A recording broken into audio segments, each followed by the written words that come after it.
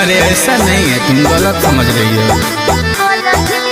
दिल लेने देने की न करनी है गलती, देख के सुघोर हमसे मार दोगे पलटी।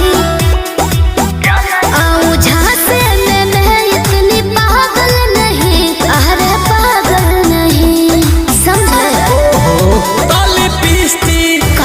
ताली पीस्ती खराब होगा काजल नहीं, अच्छा। खाली नथिए उतारूंगा छागल नहीं। कि लिपस्टिक खराब होगा काजल नहीं, खाली नथिए उतारूंगा छागल नहीं। ऐसा क्यों?